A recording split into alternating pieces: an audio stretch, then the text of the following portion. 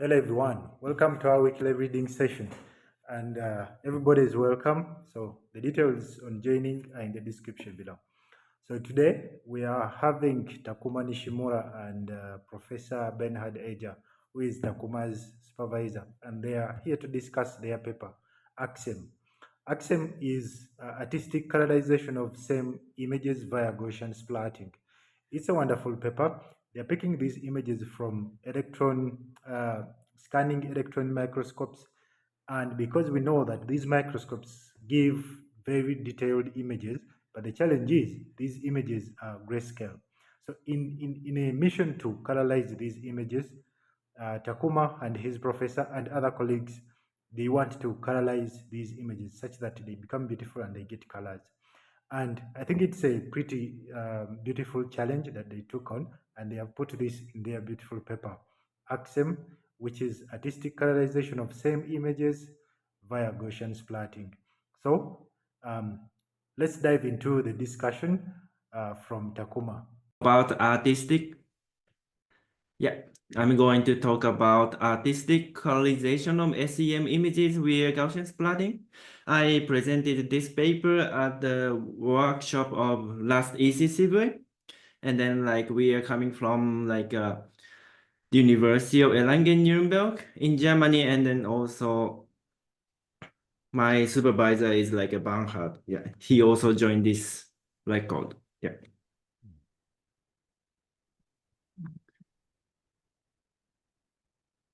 So yeah, as I said, we are from a University of Erlangen-Nuremberg, which is something like that. So there are so many faculty around Erlangen-Nuremberg, and then we are from called Cognitive Computer Vision Lab, and then we are working on 3D computer vision things or neural rendering things, like human perceptions. As far as I know, I think it's a bit different from what you're working. It's not about drug things. We are mostly working on the intersection of computer vision and computer graphics. And then my name is Takuma Nishimura, and then my supervisor is Bernhard. Yeah. So my paper is kind of three big themes.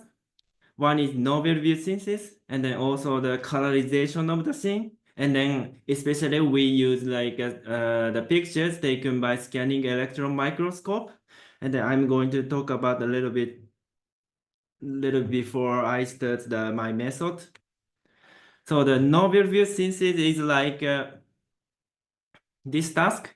So the input is multi-view images. So we use a lot of pictures that are taken by from different angles. And then let's say, yeah. Yes. So let's say these are kind of inputs, then we usually use 100 images or something like that. And then we estimate the views that are not included in a training dataset, especially in this case. And then when you success representing the thing, we can see this kind of scene at arbitrary point and arbitrary angles. So this task is called novel view synthesis. Yes, so especially we use a scanning electron microscope images, and then it's better to show it at the beginning. So this is the kind of our final result. So this is a pollen images, and then the first task is kind of reconstruct 3D scene at grayscale, and then we were using some color images. We try to colorize the scene as you can see. This is kind of what we did in this paper. Usually when we want to kind of represent the scene, reveal the 3D geometry of these kind of objects, nanoscale objects. We used to use kind of very complex mathematical computer graphics, but we use novel view synthesis techniques to kind of make the pipeline much more easily, so we don't have to do some not to do some complex calculation. So it was much more. I think that's one of the contributions of method. Yes. So the first, to represent the scene to achieve novel view synthesis, we use Gaussian splatting. Specifically, I use 2D Gaussian splatting, but let me explain the first concept. So the Gaussian splatting doesn't use any neural network. Maybe as might you have before, it's the maybe neural radiance field is kind of famous, which use no neural network. But in this work, I use Gaussian splatting. So in the Gaussian splatting, we try to represent the scene by using a lot of 3D Gaussians, which is kind of like a ellipsoid, and then each ellipsoid has a position, scale, and also rotation, and then color. Maybe I think you can see some in this video. There's some kind of circles around here. So each to represent the scene, these are kind of uses tons of these Gaussians. These Gaussians, yes. And then usually neural radiance fields is kind of difficult to render images because it needs to sample a lot of points to render one images, but if you use Gaussian splatting, which is more kind of faster, and then it can achieve 200 FPS rendering speed. So this is kind of the big advantage of using Gaussian splatting. So in this process, usually initialize with a sparse point cloud, and then during a training process, try to put more Gaussians or remove extra Gaussians, and then do this process repeatedly over many times, and finally we can represent this kind of things. Yes. So my task is first goal is represent the 3D grayscale scene to synthesize novel views, and then after that we try to colorize the scene. This is what we did in this paper. And then, as I explained before, I used the picture pollen, which is taken by scanning electron microscope, and then which use the electron beams to capture the surface of the structures. And then in the training dataset, I use only 32 images, which is 3,000 times 2,000 resolution, which is kind of high resolution images. And then this is a dataset. So you can see, so we used multi-view images. So from here, left, right to front, and then left to right, and then front to top. We put these kind of multi-view images to the model. This is all input for grayscale thing, but the problem is we need colors, but scanning electron microscope is mainly used for the structure of geometry of the object. So next is how to get the color images. So in the title it says artistic colorization. This is where it comes from. So this work is kind of collaboration with an artist. He's Mighty Oakley. He's also one of the authors. He mainly works on this kind of he tried to give the nanoscale object in his situation. So we asked him to create color images, and then this is what I got from him. So this color is completely imagination. So there is no accurate color. So Then in total, like I use 5 color images. Then first one is center, and then right, left, and then also top the views. So we use like 32 grayscale images and then also 5 color scale images, and then we try to like represent the scene and colorize the scene. This is like our problem settings. Yeah. But there are some problems when we use scanning electron microscopes. So the first one is like different illuminations. So usually like novel view scenes model assumes that the scene is static, so the object should be still, and then also the illumination is also same across multi-views. But the problem is that SEM images just visualize the intensity of reflected electrons at each pixel. So when so to get the SEM images, we usually like beam the electron beams at the surface, but the camera is fixed, and then rotate the object.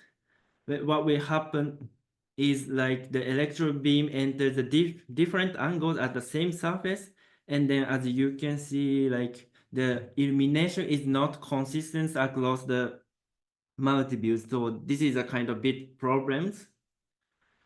So, and then also like a normal camera, like you assumes like perspective projections. Perspective projection is like there is a camera, and then to get the image, project a ray from the center to the object. This is called perspective projections. But in SEM, it emit electron beams to the surface and then scanning over the surface. So these rays are parallel. So this problem is like kind of violates the rules, especially like when it's a bit problems when we estimate the poses. So yes, this is another problems. And then also like when you look at the closer the surface, it's very intricate detailed surface. So this surface is also like it's a bit problem to represent the scene with like multi-view consistency. And then usually that artist we worked on also to create this kind of 3D art, but he has to colorize the whole images because there is no kind of this kind of method in especially in SEM images. So this like this was kind of a good contribution of the work. Yes. And then to achieve our task, so I took this to scan two-stage training schemes. So first one is like a grayscale thing and then colorized thing. So we have grayscale images. So this is the only input, and then first we need to estimate the poses where the image is taken. Then usually this process is done by like a traditional method, which is called structure from motions. And then there are many like calibrations, this kind of software. And then the most famous in mine is Colmar, but especially our case, like use the reality capture. And then by using this grayscale images, and then also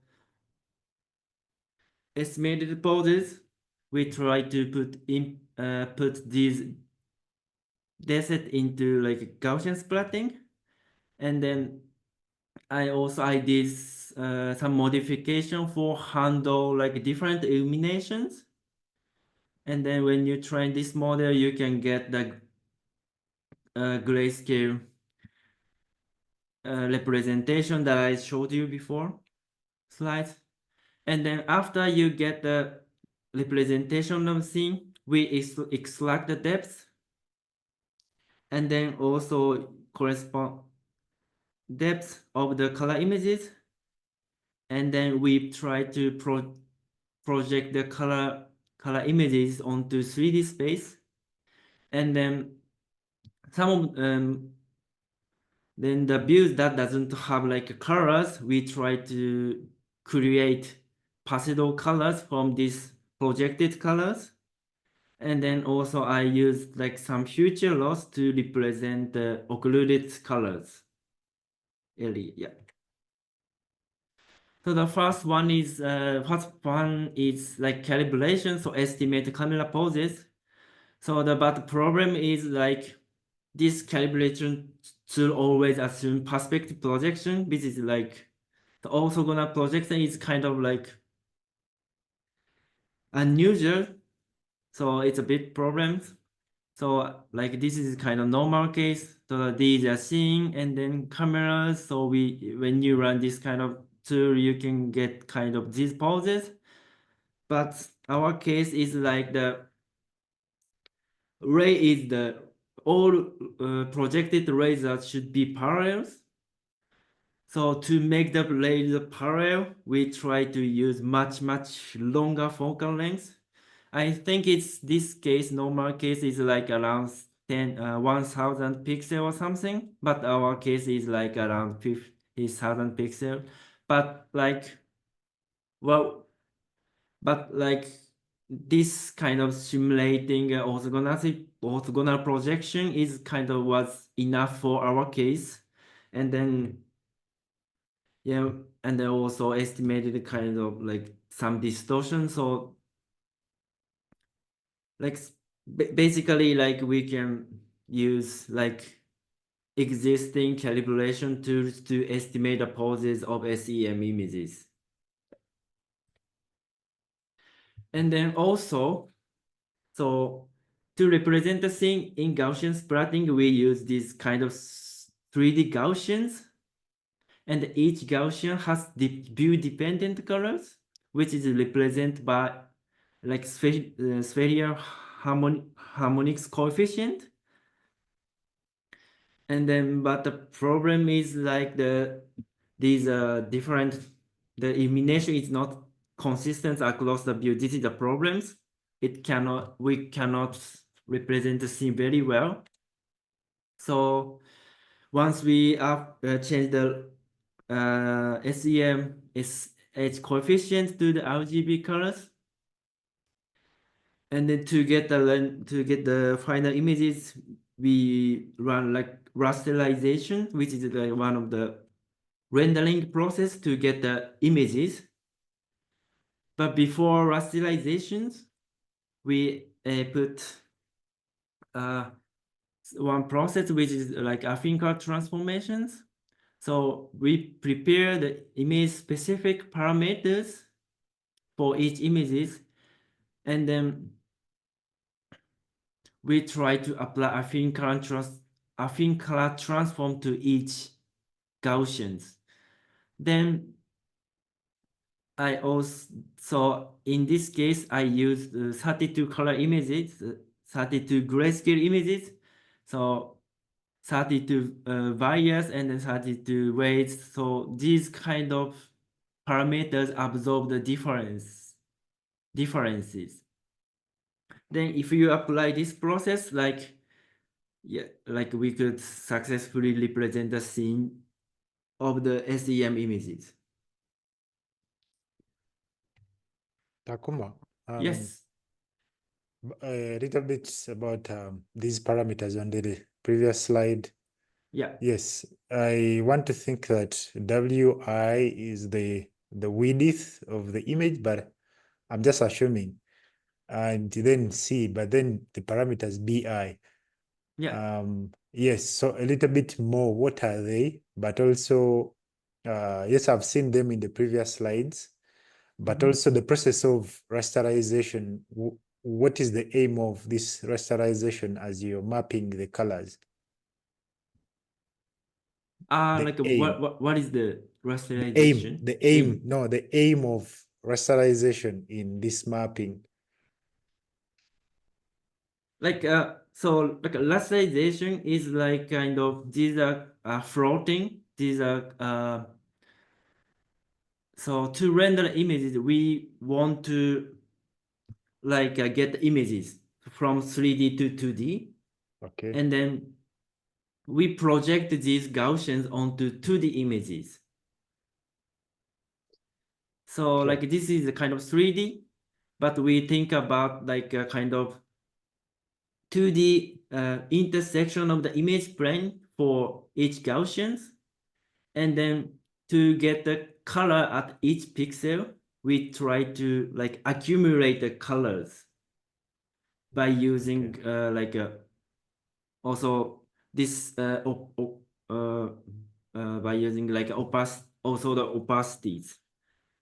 Then before running the rasterizations, we want to change the colors for each Gaussian so that it absorbs the differences in illumination. Okay.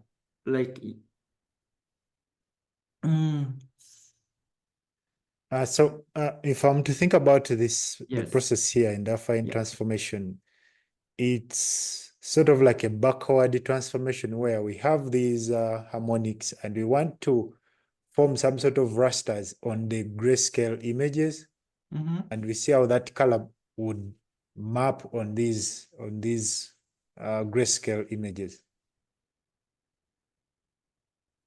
We want to map the grayscale image. Yes. Okay. Sorry, sorry, I don't get the question.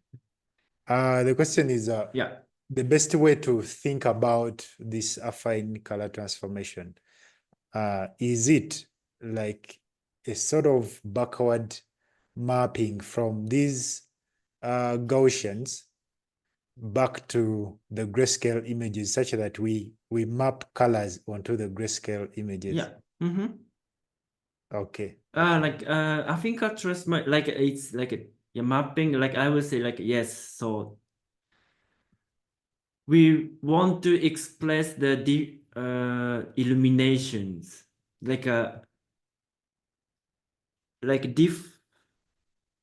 differences illumination. Okay. So if illumination is the same, it's not a problem, but illumination is not consistent. So we want to kind of map the colors of the rasterization is, I would say, it's mapping at each pixels, but I think color transformation is we want to change the colors for each images. Okay. Makes sense then. Okay. Yeah, thank you for much. And then this is a whole process for Gaussian grayscale reconstructions. But the next task is colorization. But we mainly focus on a precise colorization. So what we want to do is just project the colors onto 3D space. But for some views doesn't have colors, so we want to also project the rays onto the 3D space and then create this kind of a supervision for other views. Yeah, but the problem is that there's some occluded space, so to estimate the colors in occluded areas that are not visible in color images, we use template-based correspondence modules. So we have color images, and then also these are corresponding grayscale images. And then so you want kind of create the features of this, one of the images in color scale. So what it does is first extract the feature maps and then try to search the corresponding nearest features in between grayscale images. And then by using that index, we try to like search the color, try to search the colors, features in color space, and then construct a pseudo future mask for grayscale. And then also we are kind of training the model. So also we put the camera location and then create the estimate the color views and then extract the features, then try to make these features like similar. Like this process is like kind of by using like location based like feature loss so that it can estimate the colors in occluded areas. Takuma. Yes. About this slide, Yeah. the VGG model extracts the feature map, and Yeah. if I'm to think about the feature map, like Yeah. the ones we see in convolutional neural networks. Yeah. Okay. Yeah. Now my confusion is when they get the index layer where Yeah, like it's like a 2 or 3rd, like it's very early layers. yeah, are these pixel representations, or if they are indices, what does that mean? Like indices of what? Like so it's almost like correspond to the like so all like it's not the same size, but it's almost like it's like kind of downscaled Okay. like size. So yes, so this part is kind of represent here, so this part is represent here, so it's like not indexed in the future, like it's almost like correspond to the index in like our location in the image, but it's like a Okay. downsample and then very Okay. like after Okay. it. So it's a representation of sort of position of these colors, but downscaled. Yeah. Okay. Thank you. Yeah. And then like also like and then so this is like kind of final summary of like loss functions. So so I colorize some views in grayscale images. So if the view is the same in color images, just like take the L1 loss, but for another views, just use like these two loss in like between the pastel colors that are created from the color projections, and then also the this future loss, and then also I added like some additional loss which is like cause color matching loss. So it's basically like take the like L2 loss between like it's very like between like downsample images. So this kind of module written for like global color consistencies. Yeah. And then this is kind of like a first experiment, like comparison in the grayscale images. So actually like there are so many methods to represent the grayscale scenes. So the first one is like a plain voxel, and then also 3D Gaussian splatting. So the Gaussian splatting has kind of some variants, and then the first one is like 3D Gaussian splatting, which uses like 3D Gaussians. But in our case, I use like a 2D Gaussian splatting. So instead of using like a 2D Gaussians, it uses like a 2D Gaussians, which is like it's more flat. It's like I will say it's more circles, because because like 3D Gaussian splatting is a bit problems about representing like geometries.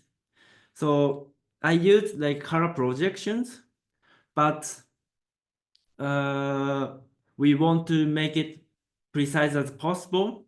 Then we need to kind of very precise depth maps from the depth maps, but like from my experiment, it's a bit problem in the estimated the depth of the 3D Gaussians. So instead of using that, I use 2D Gaussians.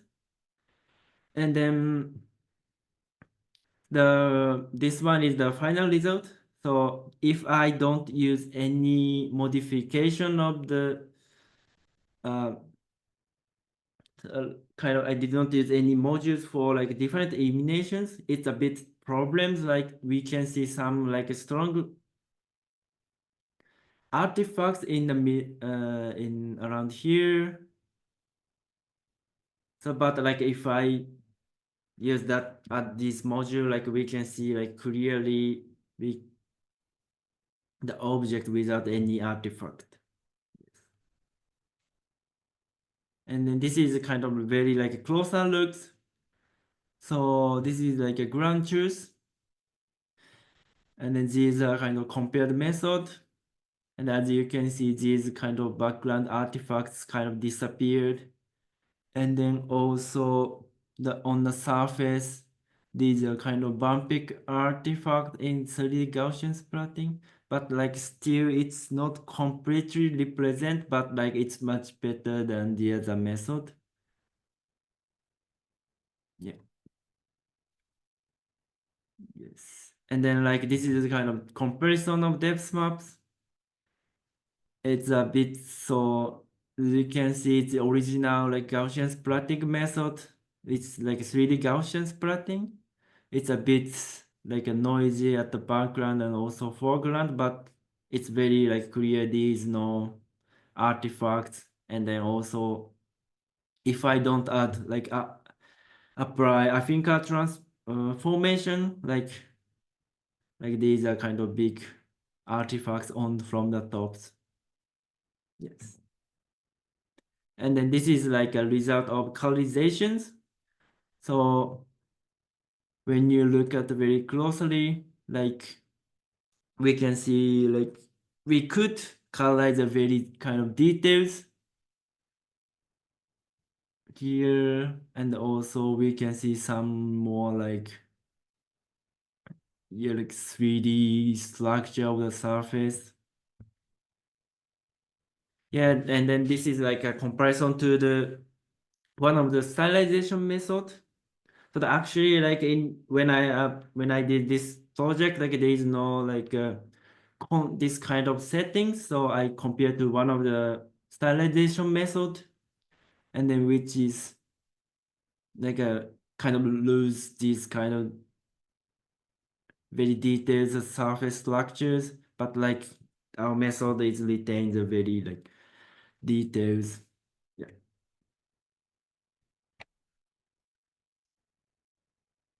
Yes, then this is also comparison between close-up shots. And then also this method is projected colors, but for it, like the compared method is for stylization, so it doesn't have any like a precise depth maps. So yeah, like this, so yeah, our method is better than the previous method. Yeah. And then also to get the final rendered video that I show you, I use 5 color images, but I also tried to use just one images.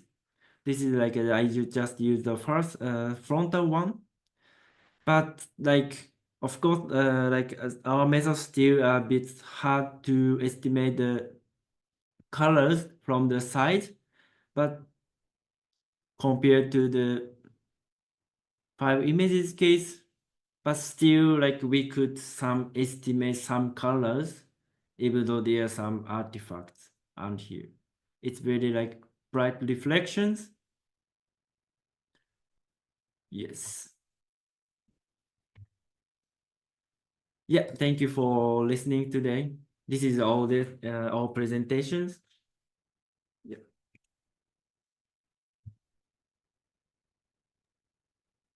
Okay, Takuma, thank you Yes. very much. It's quite a detailed technical Yes. paper, and a lot more I know is in there. I was looking through the paper and I Yes. saw somewhere the training took 5 hours on a GPU to transform, I think, grayscale images. I don't remember exactly, but and that brings me to the question. Yeah. The optimization that was done, because the initial resolution is too big. Yeah, exactly. What are some of the optimizations that were done on these grayscale images obtained? Optimize. Like Sorry. reducing that resolution, or you dealt with that resolution in its full form, even during training? Yes, exactly. Like I used all the higher resolution in the training. So The 3072. yeah, at And times. wow.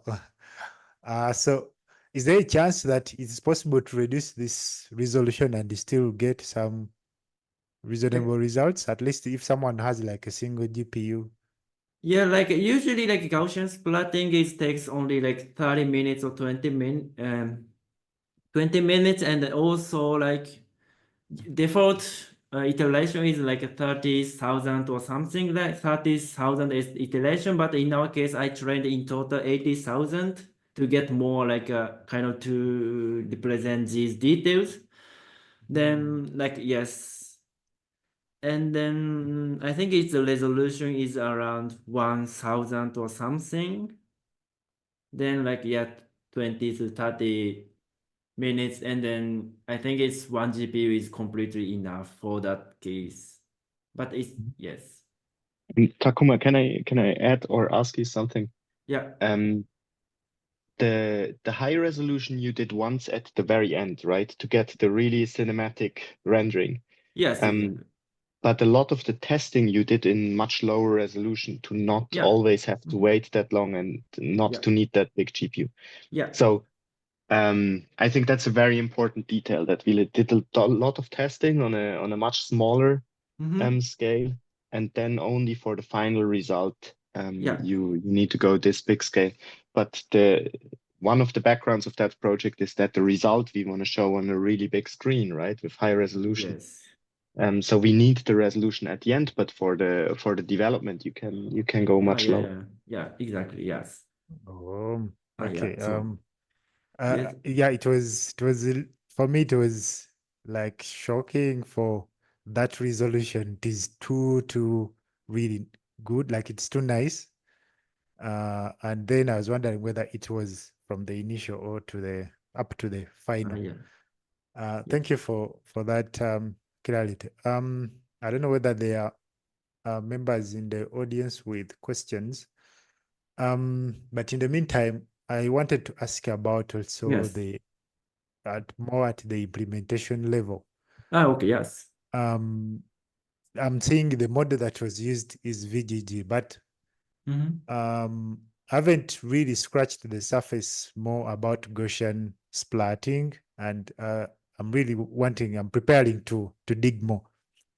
But also I've seen research that coming out in areas of computational biology where researchers are using Gaussian splatting in molecular sort of modeling and the generative molecules of generative biology.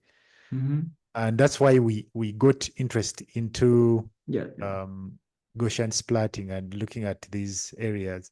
But my question is, we are seeing the VGG model as the model being used to produce the colorization, if I'm right. Yeah. What is the interlink? How do you link the Gaussian splatting and the VGG model? How does it happen? Like, does the Gaussian splatting happen at which layer? Inside the model, before the model?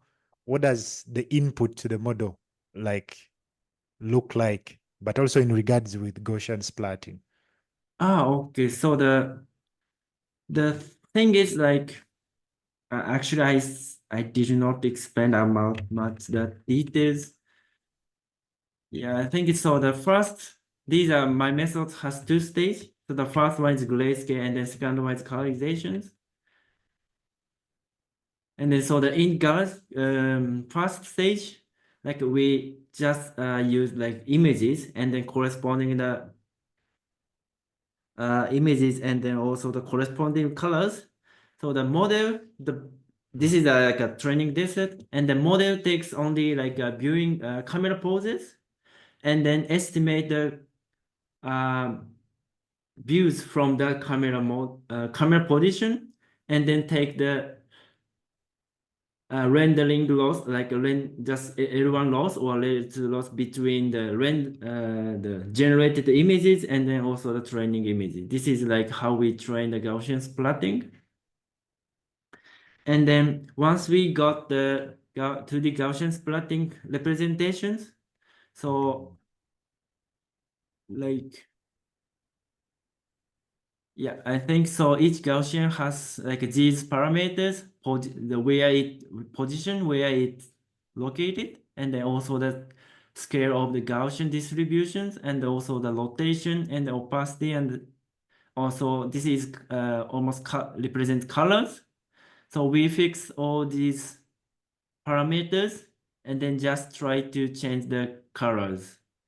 So in this process, I use I would say it's VGG to like estimate the colors in color scale. So like this is kind of in the first process it represent like only grayscale. So we want to change these parameters in a later process. To the next slide, there's the slide where it had the this one.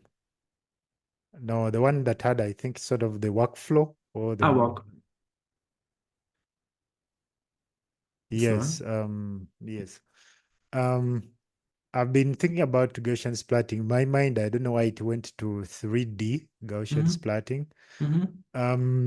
What would be the implications if because my thinking was these pollens, much as the images are,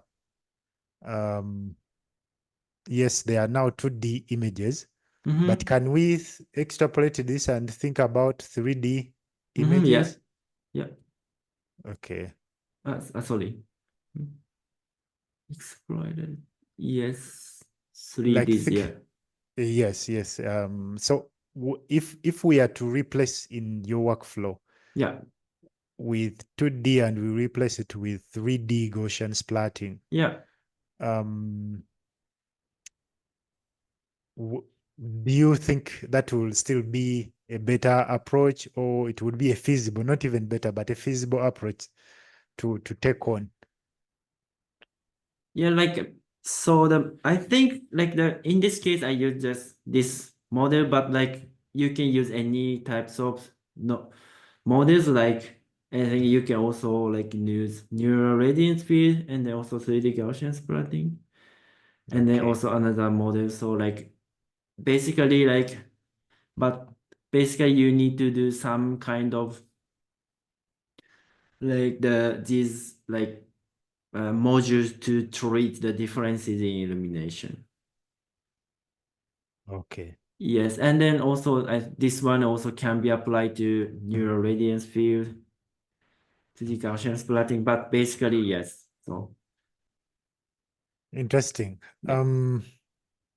I don't see any questions, and I want to assume that nobody has a question for Takuma today.